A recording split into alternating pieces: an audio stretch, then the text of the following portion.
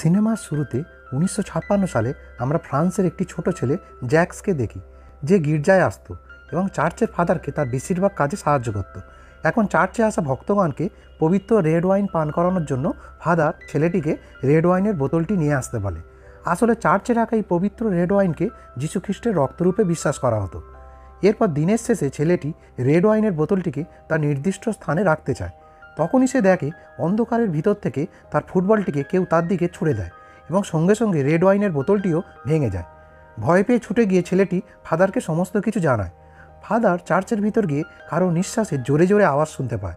তিনি বুঝতে পারেন যে নিশ্চয়ই অশুভ কোনো শক্তি এখানে বিরাজ করছে এবং ফাদার দেখে যে পবিত্র জলের জায়গাটিতে পবিত্র জলটি ফুটে বাষ্পে পরিণত হয়ে গিয়ে উবে যায় এবং সেই ধোঁয়ায় ফাদার সেই অভিশপ্ত সন্ন্যাসিনীকে দেখতে পায়, যাকে আমরা দর্শকরা দি নান সিনেমাতে দেখতে পেয়েছিলাম। এখন সেই অভিশপ্ত সন্ন্যাসিনী বাচ্চা ছেলেটির সামনেই ফাদারকে শূন্যে উঠিয়ে আগুনে পুড়িয়ে মেরে ফেলে। এরপর আমরা গির্জার বাইরে এক ব্যক্তিকে ব্যাগ হাতে হেঁটে বেরিয়ে যেতে দেখি এবং তার ছায়াটা যেটা গির্জায় পড়েছিল সেটি ছিল সেই অভিশপ্ত সন্ন্যাসিনীর ছায়া। বোঝাই যাচ্ছিল যে সেই অভিশপ্ত সন্ন্যাসিনীর আত্মা সেই ব্যক্তির দেহ বশ করে রেখেছে। এর পরের দৃশ্যে আমরা দি নান সিনেমার সিস্টার আইরিনকে দেখতে পাই। সে অন্য একটি গির্জায় থেকে তার জীবনযাপন করছিল। সেখানে আরেকটি মেয়ে সিস্টার ডেবরাও ছিল, যাকে তার বাবা জোর করে গির্জায় পাঠিয়েছিল ভগবানের সেবা করার উদ্দেশ্যে। তাই ডেবরা চার্চে এসে খুব একটা খুশি ছিল না। ডেবরার সাথে কথাবার্তা চলাকালীন আইরিন তাকে জানায় যে তার বাবা তাকে মোটেও পছন্দ করতো না, কারণ আইরিন নাকি তার মায়ের মতনই ছিল। যেহেতু আইরিনের ছোটোবেলা থেকেই বিভিন্ন ঘটনার দৃশ্য, অর্থাৎ যেগুলি আগে ঘটে গেছে বা পরে ঘটতে চলেছে, অনুভব করার ক্ষমতা ছিল, তাই সে অন্য স্বাভাবিক মেয়েদের মতন ছিল না। এই জন্য তার বাবা তাকে গির্জায় পাঠিয়ে দেয়। এরপর দেখা যায় চার্চের ভিতর সন্ন্যাসিনীরা সেই অভিশপ্ত সন্ন্যাসিনীর গল্প করছিল এবং তারা বলছিল যে সেই ঘটনার পর ফাদার বার্ক পোপ হিসেবে শপথ নেয় এবং তারপর থেকেই সেই সিস্টার যে শয়তানকে নরকে পাঠিয়েছিল তার আর খোঁজ মেলেনি। কিন্তু তারা জানতো না যে সেই সিস্টার আইরিন এখন তাদের গির্জাতেই আছে। এর থেকে বোঝাই যাচ্ছিল যে ভ্যাটিকান সিটি সিস্টার আইরিনের পরিচয় গোপন করে রেখেছে। এরপর আবার ফ্রান্সে দেখানো হয় যে সেখানকার গির্জা পরিচালিত একটি হোস্টেল স্কুলের মেয়েরা মজা করে তাদের প্রধান শিক্ষিকার ঘরের ভিতর আরশোলা ঢুকিয়ে দেয়। এরপর আমরা মরিসকে দেখতে পাই, যাকে আমরা দি নান সিনেমায় দেখেছিলাম। মরিস এখানে একজন কৃষক হিসেবে কাজ করত। এখানে দেখা যায় যে মরিসকে ওই স্কুলের এক শিক্ষিকা কেট পছন্দ করত এবং তার মেয়ে সোফির সঙ্গে মরিসের খুব ভালো বন্ধুত্ব ছিল। দেখা যায় এখানকার কিছু মেয়েরা সোফিকে প্রায় বিরক্ত করত। এরপর আমরা প্রধান শিক্ষিকাকে দেখি যে রেগে এসে সে মরিসকে বলছে যে আমার ঘরে অনেক আরশোলা ঢুকে আছে, তাড়াতাড়ি এক্ষুনি বার করবার ব্যবস্থা করো। ওই প্রধান শিক্ষিকার ছেলে কয়েক বছর আগে এই স্কুলের একটি গির্জাতেই মারা গিয়েছিল, এই কারণে সে সবার সাথে রেগে কথা বলতো। এরপর দেখা যায় ডেলিভারি দিতে এসে একটি মেয়ে ওই হোস্টেলের একটি ঘরে প্রবেশ করে। এরপর সে যখন চলে যাচ্ছিল তখন একটি অদ্ভুত আওয়াজ শুনতে পায়। আওয়াজ লক্ষ্য করে সে গিয়ে দেখে যে মরিস অদ্ভুতভাবে ওই আওয়াজটা করছে এবং সে যেন কারোর সাথে কথা বলছে। এবং মেয়েটি তখনই সেই পৈশাচিক সন্ন্যাসিনীকে দেখতে পায়। দেখা মাত্র সে ভয়ে পালাতে গেলে সেই পৈশাচিক সন্ন্যাসিনী তাকে আক্রমণ করে মেরে ফেলে। অর্থাৎ আমরা এখন বুঝতে পারি যে ওই পৈশাচিক সন্ন্যাসিনী মরিসের দেহে প্রবেশ করে আছে। অর্থাৎ গল্পের শুরুতে আমরা ব্যাগ হাতে যে লোকটিকে দেখেছিলাম সে আর কেউ নয়, সে হলো মরিস। অন্যদিকে দেখা যায় আইরিন যে গির্জায় ছিল সেখানে সে রাতে একটি স্বপ্ন দেখে। সেখানে স্বপ্নে সে মরিসকে দেখতে পায় এবং সে দেখে মরিস তার কাছে সাহায্য চাইছে এবং সঙ্গে সঙ্গে মরিস একটি রাক্ষসে পরিণত হয়ে যায়। এরপরেই আইরিনের ঘুম ভেঙে যায়। পরের দিন সকালে আইরিনের সাথে ভ্যাটিকান সিটির পোপ দেখা করতে আসে এবং তারা জানায় যে গত কয়েক মাস ধরে বিভিন্ন জায়গায় অস্বাভাবিক হত্যার ঘটনা আমাদের সামনে এসেছে। যেমন কিছুদিন আগেই একজন ফাদার তার চার্চের মধ্যেই পুড়ে মারা গেছে, অর্থাৎ যেটা আমরা সিনেমার শুরুতে দেখেছিলাম। এখন তারা আইরিনকে জানায় যে এইসব বিচ্ছিন্ন ঘটনার স্থানগুলির ও হত্যার ধরন দেখে বোঝা যাচ্ছে যে এগুলি ধীরে ধীরে রোমানিয়ার দিকে এগোচ্ছে, অর্থাৎ যেখানে প্রথমে সেই শয়তানকে আমরা দি নান সিনেমাতে দেখেছিলাম। তারা বলে যে এখনও সেই শয়তান পৃথিবীতেই আছে এবং যেহেতু ফাদার বার্কার বেঁচে নেই তাই তারা সিস্টার আইরিনকে শেষ যে স্থানে অর্থাৎ ফ্রান্সে ঘটনাটা ঘটেছিল সেখানে গিয়ে তদন্ত করতে বলে। আইরিন প্রথমে ভয়ে যেতে রাজি হয় না, কারণ আমরা দি নান সিনেমাতে দেখেছিলাম যে আইরিন প্রায় মারাই যাচ্ছিল, যা হোকভাবে মরিসের জন্য বেঁচে গিয়েছিল। কিন্তু চার্চের ফাদার বলে আগের বার একমাত্র তুমিই সেই অলৌকিক ঘটনা করে দেখাতে পেরেছিলে, তাই চার্চ এখনও বিশ্বাস করে এবারও তুমিই একমাত্র এই কাজটি করতে পারবে। পিছনে দাঁড়িয়ে ডেবরা এই সব কিছুই শুনছিল। শেষ পর্যন্ত আইরিন ফ্রান্সে যাওয়ার জন্য ট্রেনে চেপে পড়ে এবং দেখা যায় ট্রেনে তার পিছু পিছু ডেবরাও তার কাছে চলে আসে। আইরিন তাকে যেতে বারণ করে, কারণ এই সিদ্ধান্তের জন্য ডেবরাকে চার্চ থেকে তাড়িয়ে দেওয়া হতে পারে। ডেবরা আইরিনকে জানায় যে সে যাকে সবচেয়ে বেশি ভালোবাসত তার মাকে, সেই মা আগুনে পুড়ে মারা গিয়েছিল এবং তাই সে অলৌকিক কিছু আছে বলে বিশ্বাস করতো না। কিন্তু আইরিনের ঘটনা শোনা মাত্র সেও দেখতে চায় যে সত্যি কি শুধুমাত্র বিশ্বাসের উপর ভিত্তি করে অলৌকিক কিছু ঘটে। কারণ সে জানতে চায় কী করে চার্চে রেড ওয়াইনকে সামান্য মন্ত্র পড়ে যীশুখ্রিস্টের রক্ত বানিয়ে দেওয়া হয়। তখন আইরিন তাকে বলে যে তুমি যদি বিশ্বাস করো তাহলে নিশ্চয়ই রেড ওয়াইন যীশুখ্রিস্টের রক্তে পরিণত হয়ে যাবে, আর যদি বিশ্বাস না করো তাহলে কিছুই হবে না। এরপরেও আইরিন তাকে ওই বিপদযুক্ত স্থানে তার সাথে যেতে বারণ করে, কিন্তু যেহেতু ডেবরা ও আইরিন খুব ভালো বন্ধু ছিল তাই ডেবরা তাকে ছেড়ে যেতে রাজি হয় না। তারপর তারা দুজনেই ফ্রান্সের উদ্দেশ্যে রওনা দেয়। এদিকে ফ্রান্সে দেখা যায় যেসব মেয়েগুলো সোফিকে বিরক্ত করত তারা সোফিকে খেলার জন্য নিয়ে একটি পুরনো চার্চের ভিতর প্রবেশ করে, যেটি তালাবন্দি ছিল, কারণ দ্বিতীয় বিশ্বযুদ্ধের সময় বোমার আঘাতে চার্চটি ক্ষতিগ্রস্ত হয় এবং তখনই এখানে প্রধান শিক্ষিকার ছেলে মারা যায়। এরপর তারা সোফিকে কাঁচে আঁকা একটি ছাগলের চোখের দিকে তাকিয়ে থাকতে বলে, যেটা দিনের একটা সময় লাল হয়ে যায়, এবং তারা বলে যে ওই ছাগলটি শয়তান এবং অনেকক্ষণ তাকিয়ে থাকলে শয়তান তোমার সামনে এসে হাজির হবে। এই বলে তারা সেখান থেকে চলে যায়। সোফি যেহেতু খুব সরল ছিল তাই সে সেই ছাগলটার চোখের দিকে তাকিয়ে থাকে। হঠাৎ আমরা সেই পৈশাচিক সন্ন্যাসিনীকে সোফির পিছনে দেখতে পাই। এরপর সোফি ভয় পেয়ে এখান থেকে পালিয়ে বের হতে গেলে সেই বদমাস মেয়েগুলো বাইরে থেকে দরজা টেনে বন্ধ করে দেয়, এবং তখনই সোফিকে সেই পৈশাচিক সন্ন্যাসিনী আক্রমণ করলে হঠাৎ মরিস এসে তাকে বাঁচিয়ে নেয়, কিন্তু সোফি মরিসকে কিছুই জানায় না। এরপর দেখা যায় আইরিন ও ডেবরা ফ্রান্সে এসে পৌঁছায় এবং তারা সেই চার্চে এসে পৌঁছায় যেখানে সেই চার্চের ফাদার পুড়ে মারা গেছিল। এখানে আইরিন তার ক্ষমতার সাহায্যে সেই বাচ্চা ছেলে জ্যাক্সকে দেখতে পায়, যে ওই মৃত ফাদারের কাছে গির্জায় বিভিন্ন কাজে সাহায্য করত, এবং ছেলেটি তাকে একটি ক্রস চিহ্ন সহ লকেট দেখায়। তারপর ডেবরা ডাকতে আইরিন আবার বাস্তবে ফিরে আসে। এরপর ডেবরা সেন্ট লুসির চিত্রটি দেখতে পায়, যেখানে তার চোখ দুটো তার হাতে ছিল। আইরিন তাকে জানায় যে সেন্ট লুসি একজন পবিত্র মহিলা ছিলেন যাকে হত্যা করা হয়েছিল, এবং তাকে হত্যা করার আগে তার চোখ দুটো উবড়ে নেওয়া হয়েছিল। এরপর তারা জানতে পারে যে ওই ঘটনার প্রত্যক্ষদর্শী ছিল একটি ছোট ছেলে, এবং আর একজন সহায়ক ছিল যে রোমানিয়া থেকে এসেছিল, যে বিভিন্ন স্থানে ঘুরে বেড়ায়, এবং আইরিন জানতে পারে যে সে আর কেউ নয়, সে হলো তার বন্ধু ফ্রেঞ্চি বা মরিস। এখন আইরিন মরিসের সাথে দেখা করার পর ফেরার সময় সব কিছু তার মনে পড়ে যায়, এবং সে বুঝতে পেরে যায় যে সেই নরকের শয়তান এখন মরিসের শরীরেই প্রবেশ করে আছে, তাই সে মরিসকে বাঁচানোর জন্য সেখানেই থেকে যায়। এদিকে সোফি মরিসকে অদ্ভুতভাবে উপরে তাকিয়ে থাকতে দেখে, এবং তখনই তার মা ডাকাতে সে দেখে যে তার মা ধীরে ধীরে সিঁড়ি দিয়ে ওপরে উঠছে। তার মার পিছু করতে করতে সে যখন উপরে পৌঁছায় হঠাৎ সেই পৈশাচিক সন্ন্যাসিনী তাকে আক্রমণ করে, কিন্তু তার আগেই বাচ্চারা এবং সোফির মা এসে যাওয়াতে সেই পৈশাচিক সন্ন্যাসিনী চলে যায়। ফলে সোফি প্রচণ্ড ভয় পেয়ে গিয়ে তার মার কাছে চলে যায়। এদিকে দেখানো হয় সন্ধ্যাবেলায় আইরিন সেই জ্যাক্স নামের ছেলেটিকে রাস্তায় দেখে এবং তাকে জিজ্ঞাসা করে যে তোমার হাতে কি কোনো ক্রস চিহ্ন সহ লকেট ছিল? ছেলেটি ভয় পেয়ে বলে যে না, ওটা ফাদারের ছিল, যেটা আমি ওনার থেকে নিয়েছিলাম। এই বলে সে ভয় পেয়ে সেখান থেকে চলে যায়। আইরিন তার পিছু করতে করতে এসে একটি ম্যাগাজিন রাখা স্থানে এসে পৌঁছায়, যেখানে ম্যাগাজিনের পাতাগুলি ধীরে ধীরে সেই পৈশাচিক সন্ন্যাসিনীর রূপ নেয়, এবং সেই সন্ন্যাসী এসে আইরিনের গলা টিপে ধরে। তখনই আইরিন একটা দৃশ্য দেখতে পায়, যেখানে সে দেখে সেন্ট লুসির চোখ দুটো একজন ছুরি দিয়ে উবড়ে ফেলে, এবং আইরিন দেখে যে সেন্ট লুসির সেই দৈবিক চোখ দুটো একটি বাক্সের মধ্যে রাখা আছে। এরপরে আইরিন সেখানে অজ্ঞান হয়ে যায় এবং ডেবরা এসে তাকে উদ্ধার করে। এদিকে সোফির স্কুলে রাতে প্রধান শিক্ষিকা একটি আওয়াজ শুনতে পেয়ে গিয়ে দেখে যে মরিস সেই পুরনো ধ্বংসপ্রাপ্ত চার্চের দরজায় মাথা ঠুকছে, যার ভেতর প্রধান শিক্ষিকার ছেলে মারা গিয়েছিল। এরপর প্রধান শিক্ষিকা তার নাম ধরে ডাকলে মরিসের জ্ঞান ফিরে আসে এবং সে সেখান থেকে চলে যায়, এবং তখনই প্রধান শিক্ষিকা সেই চার্চের ভিতর থেকে তার ছেলের আওয়াজ শুনতে পায়।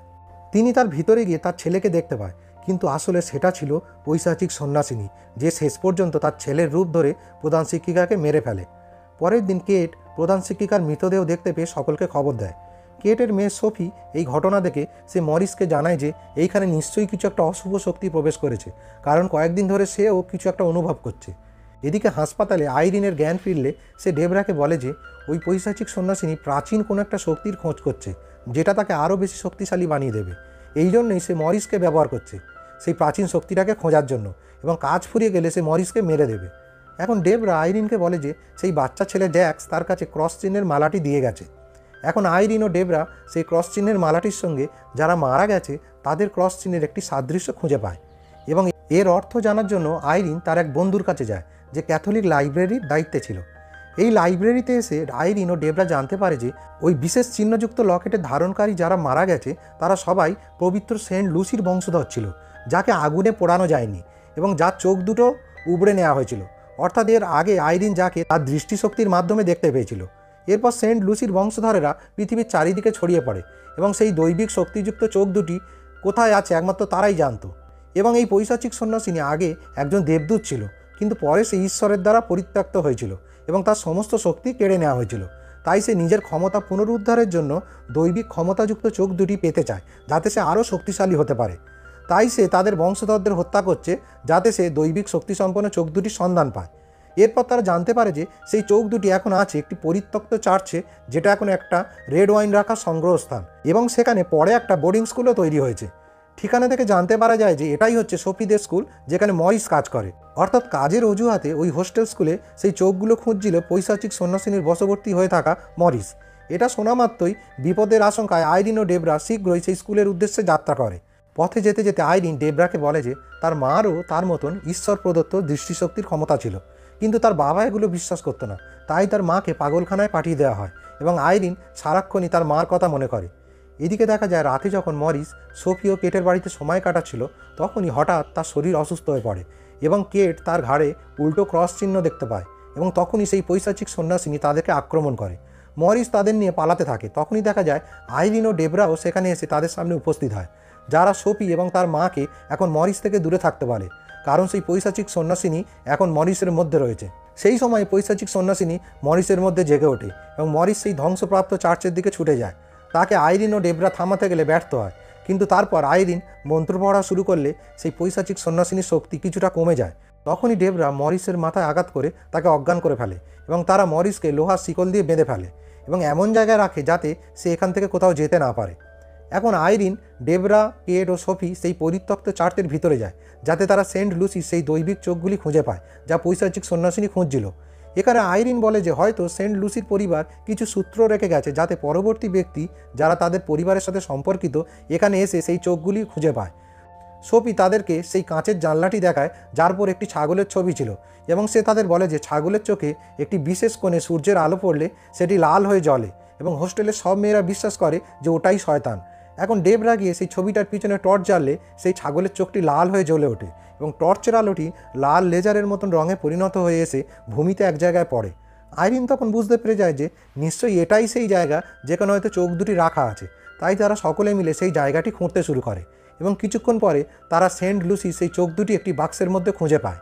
অন্যদিকে দেখা যায় পৈশাচিক সন্ন্যাসিনীর বশবর্তী হওয়া মরিস নিজেকে মুক্ত করে ফেলেছে, এবং এদিকে সোফি লক্ষ্য করে যে হঠাৎ সেই কাঁচের ভিতর আঁকা ছাগলটিকে আর দেখা যাচ্ছে না, এবং আমরা এদিকে দেখতে পাই হোস্টেলের ছাদে মেয়েরা কারুর পায়ের চলার আওয়াজ শুনতে পায়। তারা বাইরে এসে ডেবরাকে দেখে এবং ডেবরা উপরে টর্চ মেরে দেখে যে ছাগলের মতন দেখতে এক নরকের শয়তান তাদের আক্রমণ করে। ডেবরা সেখানে গিয়ে সমস্ত শিশুদেরকে বাঁচায়। তারা সবাই মিলে দৌড়ে একটি ঘরে গিয়ে আশ্রয় নিলে সেখানে মৃত প্রধান শিক্ষিকার আত্মা তাদেরকে আক্রমণ করে। ডেবরা সকল মেয়েদের নিয়ে সেখান থেকে পালিয়ে যায়। অন্যদিকে দেখা যায় মরিস এসে আইরিনকে আক্রমণ করে সেন্ট লুসির চোখটি ছিনিয়ে নেওয়ার জন্য। আইরিনের হাত থেকে সেন্ট লুসির চোখটি পড়ে গেলে সোফি সেটাকে নিয়ে রেড ওয়াইনের গুদাম ঘরে লুকিয়ে পড়ে। মরিস আইরিনকে দূরে ছুঁড়ে ফেলে দিয়ে সোফির পিছু করে সেখানে পৌঁছায় এবং সে সোফিকে আক্রমণ করলে ওই চোখের শক্তির কারণে তার থেকে একটি উজ্জ্বল হলুদ আলো বেরিয়ে আসে। ফলে শয়তানের বশবর্তী মরিস আর তার কাছে আসতে পারে না এবং ওই চোখের শক্তির ফলে পুরনো দুর্বল সেই গুদাম ঘরটি ভাঙতে শুরু করে। সোফি একটি কাঠে চাহকভাবে ঝুলতে থাকলে আবার মরিস সোফিকে আক্রমণ করলে সোফি চাহকভাবে বেঁচে যায় এবং মরিস নিচে গিয়ে পড়ে। এরপর আইরিন সেখানে এলে সোফি তার কাছে ছুটে আসলে মরিস আবার তাদেরকে আক্রমণ করলে আইরিন সেই চোখটি নিয়ে পৈশাচিক সন্ন্যাসিনীর বশবর্তী হওয়া মরিসের সামনে ধরলে চোখটি থেকে একটা উজ্জ্বল শক্তিশালী আলো বের হতে থাকে, যে শক্তির প্রভাবে মরিসের ভিতর শয়তানি শক্তি দুর্বল হতে শুরু করে।